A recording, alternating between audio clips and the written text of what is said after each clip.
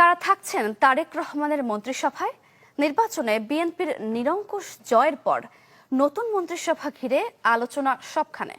Channel 24 এর অনুসন্ধান বলছে, নতুন পুরনো মুখ মিলিয়ে নির্বাচিত সরকারের মন্ত্রিপরিষদ হতে পারে 30 সদস্যের। আরো জানাচ্ছেন শাহনেওয়াজ বাবলু। নিরঙ্কুশ বিজয়ের পর সরকার গঠন করতে যাচ্ছে বিএনপি জোট। মঙ্গলবার সকালে সংসদ ভবনের দক্ষিণ প্লাজায় এমপিদের শপথ পড়াবেন প্রধান নির্বাচন কমিশনার। একই দিন সন্ধ্যায় হবে নতুন মন্ত্রিসভার শপথ। প্রধানমন্ত্রী হিসেবে শপথ নেবেন বগুড়া 6 ও ঢাকা 17 আসন থেকে নির্বাচিত বিএনপির চেয়ারম্যান তারেক রহমান। কয়েকটি বিশ্বস্ত সূত্র থেকে জানা যায়, নতুন সরকারের মন্ত্রণালয় এবং বিভাগ 58টি থাকলেও প্রাথমিকভাবে মন্ত্রিসভার আকার হতে পারে 30 সদস্যের, যাতে থাকবে নবীন প্রবীণদের সমন্বয়। রাষ্ট্রপতি পদে বিএনপির স্থায়ী কমিটির সিনিয়র সদস্য ও সাবেক মন্ত্রী ডক্টর খন্দকার মোশাররফ হোসেন ছাড়াও বেশ কয়েকজনের নাম রয়েছে।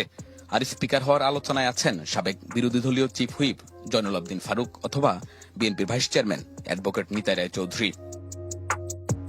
সূত্র বলছে, প্রতিরক্ষা মন্ত্রণালয় থাকবে তারেক রহমানের হাতে, আর স্থানীয় সরকার ও পল্লী উন্নয়ন মন্ত্রণালয়ের দায়িত্ব পেতে যাচ্ছেন বিএনপির মহাসচিব মির্জা ফখরুল ইসলাম আলমগীর। স্বরাষ্ট্রমন্ত্রী হিসেবে জোর আলোচনায় দলটির স্থায়ী কমিটির সদস্য সালাউদ্দিন আহমদের নাম। এছাড়া স্বরাষ্ট্র প্রতিমন্ত্রী হতে পারেন লক্ষ্মীপুর 3 আসনে নির্বাচিত ও বিএনপির যুগ্ম মহাসচিব শহীদউদ্দিন চৌধুরী। পররাষ্ট্র মন্ত্রণালয়ের মতো গুরুত্বপূর্ণ মন্ত্রণালয় যেতে পারে বিএনপির স্থায়ী কমিটির সদস্য আমির খসরু মাহমুদ চৌধুরীর কাছে।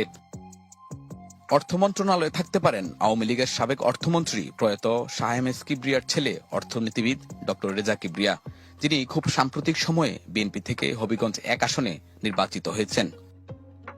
শিক্ষা মন্ত্রণালয়ের দায়িত্ব যেতে পারে সেই এহসানুল হক মিলনের কাঁধে, যিনি 2001 সালে শিক্ষামন্ত্রী হিসেবে সুনাম কুড়িয়েছিলেন নকল বন্ধ করে।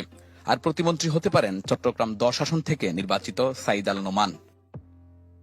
আইন মন্ত্রণালয়ের দায়িত্ব পেতে পারেন ঝিনাইদহ 3 আসন থেকে নির্বাচিত ও সাবেক অ্যাটর্নি জেনারেল অ্যাডভোকেট আসাদুজ্জামান।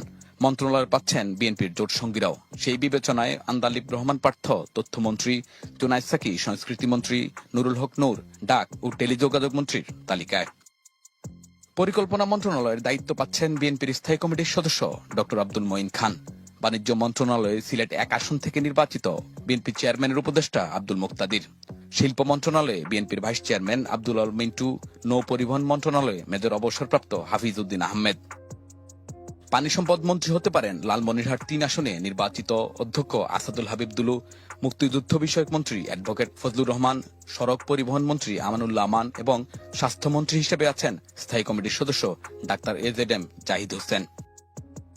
যুব ও ক্রীড়া মন্ত্রণালয় পেতে পারেন খুলনা 5 আসনে নির্বাচিত বাংলাদেশ ক্রিকেট বোর্ডের সাবেক সভাপতি আলিয়াস গোল্লবী।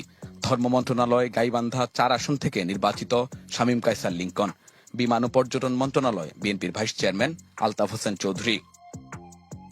বিদ্যুৎ ও জ্বালানি মন্ত্রী হতে পারেন বিএনপির স্থায়ী কমিটির সদস্য ইকবাল হাসান মাহমুদ টুকু।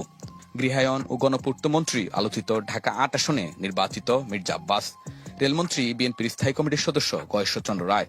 জনপ্রশাসন মন্ত্রী হিসেবে থাকতে পারেন সাবেক সচিব ডক্টর ইসমাইল জাবিউল্লাহ। পার্বত্য চট্টগ্রাম বিষয়ক মন্ত্রণালয়ের দায়িত্ব পাচ্ছেন সর্বোচ্চ ভোটে নির্বাচিত রাঙামাটির দীপেন দেওয়ান। টেকনোক্র্যাট কোটায় মন্ত্রিত্ব পেতে পারেন বেশ কয়েকজন। আলোচনায় শ্রমিক নেতা ও বিএনপির স্থায়ী কমিটির সদস্য নজরুল